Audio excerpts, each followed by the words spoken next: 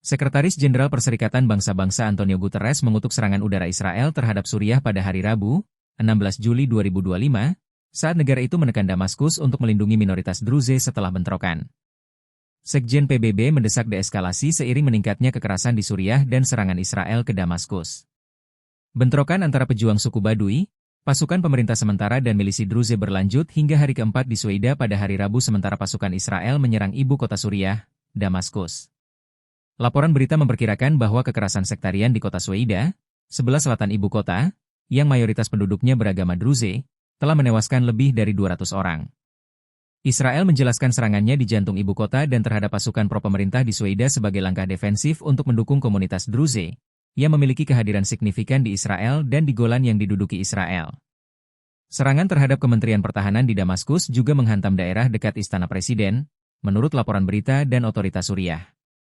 Berjanji untuk melindungi minoritas Druze tetapi juga menindaklanjuti ancamannya untuk menyerang operasi militer Suriah yang terjadi di selatan ibu kota, Israel mengatakan akan mengintensifkan serangan jika pasukan pemerintah tidak mundur dari wilayah tersebut, menurut laporan berita.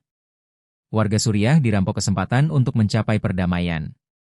Ini adalah hari kedua berturut-turut Sekjen PBB turun tangan untuk menyoroti meningkatnya jumlah korban sipil dan laporan pembunuhan sewenang-wenang serta tindakan yang mengobarkan api ketegangan sektarian dan merampas kesempatan rakyat Suriah untuk mencapai perdamaian. Guterres juga mengutuk serangan udara eskalatif Israel di Sweida, Daraa, dan pusat Damaskus, bersama dengan laporan penempatan kembali pasukan IDF di Golan, wilayah pegunungan yang sangat diperebutkan di sepanjang perbatasan kedua negara.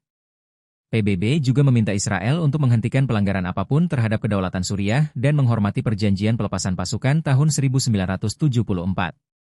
Sekjen PBB juga menegaskan kembali perlunya mendukung transisi politik yang kredibel, tertib, dan inklusif di Suriah sesuai dengan prinsip-prinsip utama Resolusi Dewan Keamanan 2254.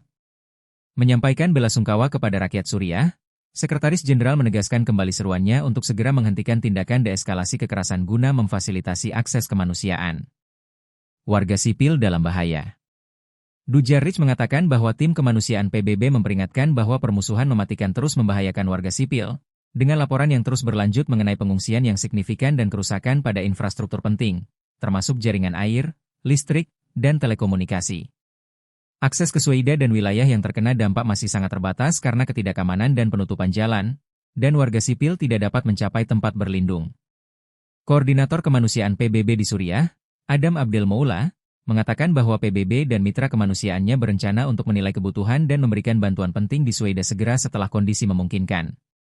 Dujarric menggarisbawahi bahwa layanan medis di Sweida dan Kegubernuran Daraa yang berdekatan sudah kewalahan dan rumah sakit hampir mencapai kapasitas penuh.